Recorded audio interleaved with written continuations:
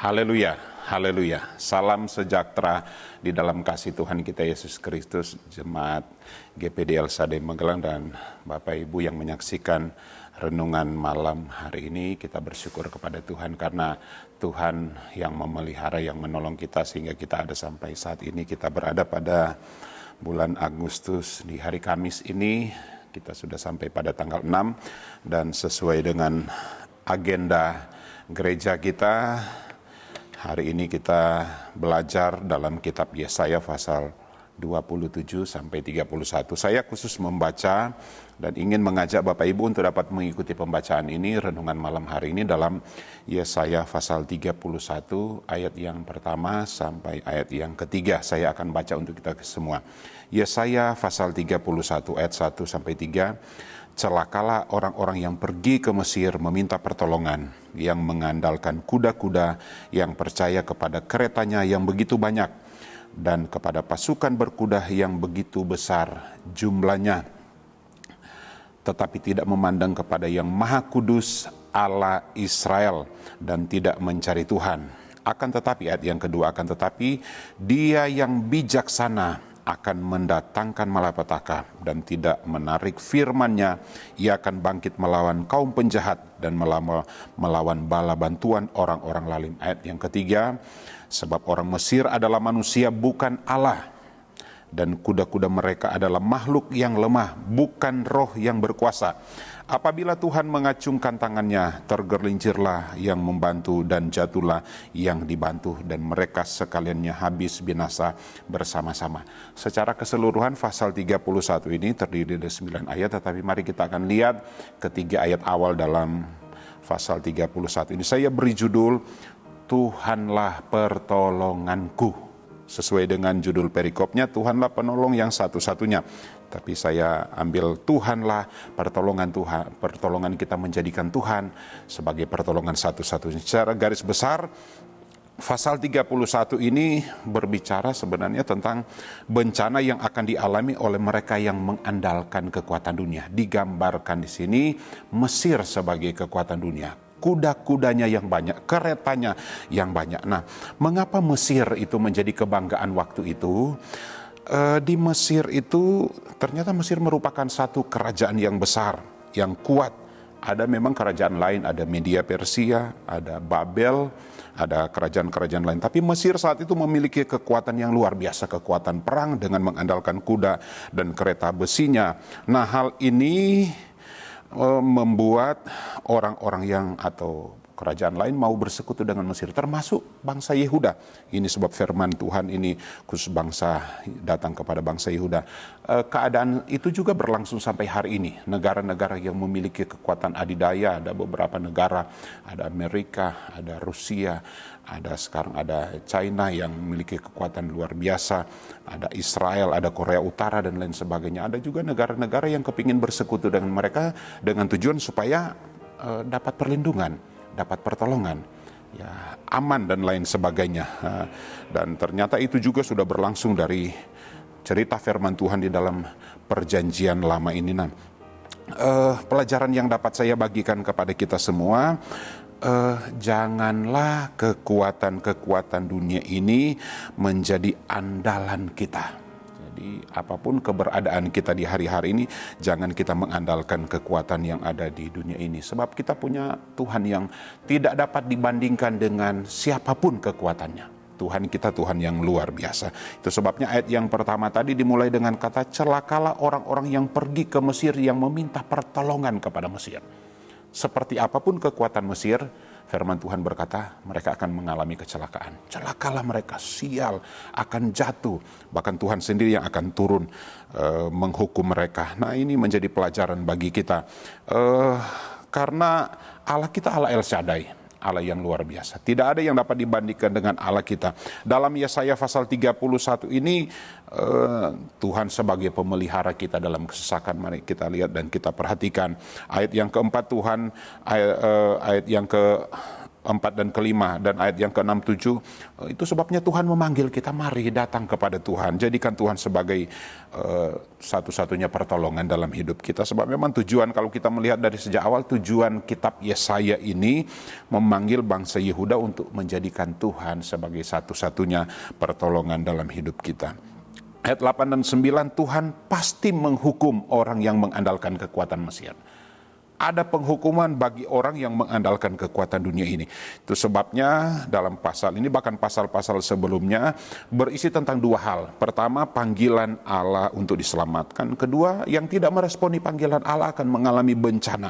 Itu orang-orang fasik. Kita lihat di pasal 28, pasal 30, pasal 31 ada dikatakan orang-orang yang pemabuk Efraim, anak-anak pemberontak, orang yang meminta pertolongan kepada Mesir, khusus pasal yang ke-31 ini sebenarnya perbuatan-perbuatan itu dapat disimpulkan bahwa bentuk-bentuk perlakuan, bentuk-bentuk penghinaan kepada kekuatan Tuhan. Itu sebabnya saya yakin kita tidak mau menjadi orang-orang yang dikategorikan menghina Tuhan. Ada beberapa cerita yang saya baca, ya mungkin Bapak Ibu juga tahu tentang mereka yang menghina Tuhan. Ada yang pernah berkata ketika dia membuat sebuah kapal, dia berkata, ombak sebesar apapun, badai sebesar apapun tidak mungkin bisa menghancurkan kapal ini. Mungkin Bapak Ibu ingat cerita itu. Bahkan luar biasanya lagi, dia berkata Tuhan pun tidak sanggup menghancurkan kapal ini. Kira-kira bahasanya seperti begitu. Tapi kita tahu tragis akhir dari cerita kapal itu, ya kenyataannya hancur dengan menabrak gunung es. Ada juga yang berkata, sekarang aku ini lebih tenar. Di zamannya dia berkata, aku lebih tenar dari Tuhan Yesus. Dan pada kenyataannya orang tersebut itu ditembak mati oleh penggemarnya sendiri. Dan ada banyak cerita lain mereka yang menghina Tuhan. Kita jangan sampai menjadi orang-orang ya dikategorikan menjadi menghina Tuhan dengan perlakuan dan perbuatan kita.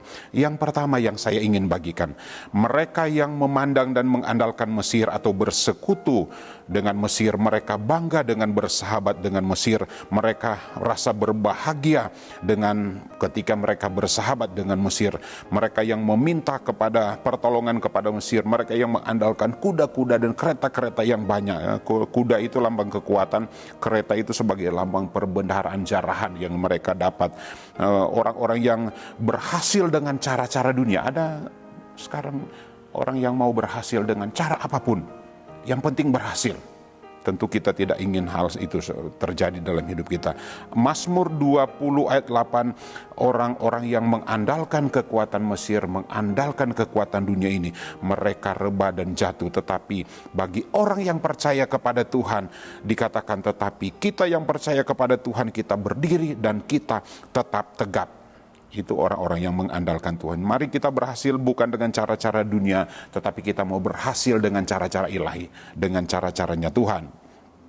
Jangan kita menjadikan tuntutan dunia ini segala-galanya. Sebagai orang percaya, jadikan tuntutan firman Tuhan sebagai segala-galanya. Menjadi pertanyaan dan perenungan bagi kita malam hari ini. Kepada siapa kita mengarahkan pandangan kita?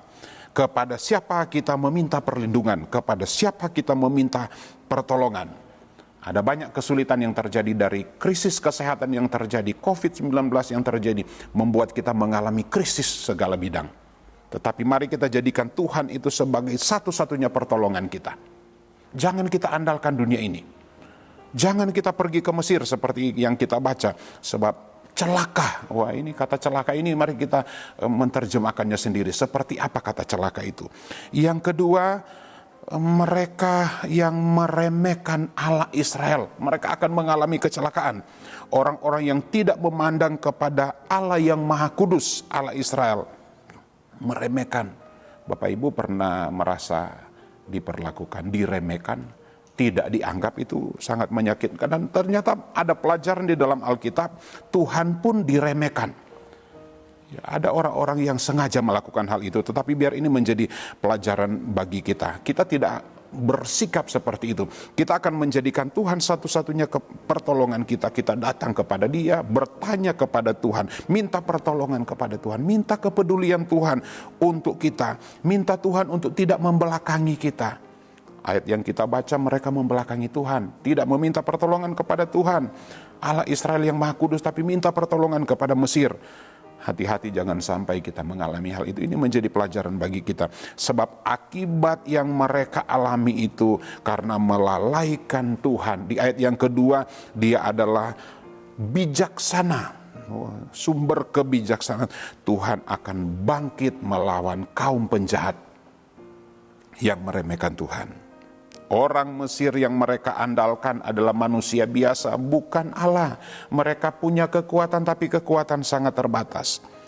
Akibat mereka mengandalkan Mesir, mereka mengandalkan kekuatan dunia ini, ada malapetaka yang akan mereka alami. Demikianlah kita sebagai orang-orang yang percaya kepada Tuhan.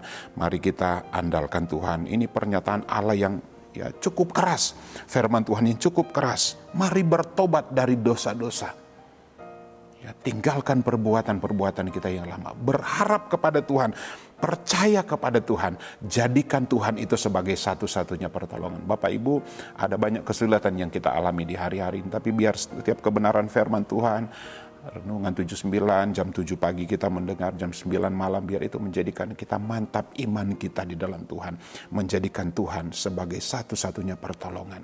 Tidak akan pernah mengecewakan kalau kita jadikan Tuhan sebagai satu-satunya pertolongan. Kita sudah banyak pengalaman menjadikan Tuhan sebagai pertolongan. Mungkin kita juga sudah ada pengalaman ketika kita mengandalkan kekuatan dunia ini. Itu sebabnya malam hari ini, mari jadikan Tuhan sebagai satu-satunya pertolongan di dalam kehidupan kita. Puji Tuhan, Tuhan memberkati kita semua. Saya akan memimpin kita berdoa. Terima kasih Bapa di dalam sorga. Kami akan masuk di malam yang gelap dalam istirahat kami. Bersyukur Tuhan sudah menyertai sepanjang hari ini. Kami yakin dan percaya malam hari ini melalui firman-Mu yang sudah kami dengar akan mengentar kami, menjadikan pedoman bagi kami untuk kami tetap menjadikan Engkau sebagai Allah pertolongan satu-satunya dalam hidup ini. Sekalipun banyak kesulitan, kami yakin Tuhan yang kami sembah adalah Tuhan Allah El Shaddai, Allah Maha Kuasa, tidak pernah meninggalkan dan membiarkan kami. Kami mengucap syukur untuk hari ini. Kami akan beristirahat sepanjang malam ini dalam nama Tuhan Yesus Kristus. Haleluya, haleluya. Amin.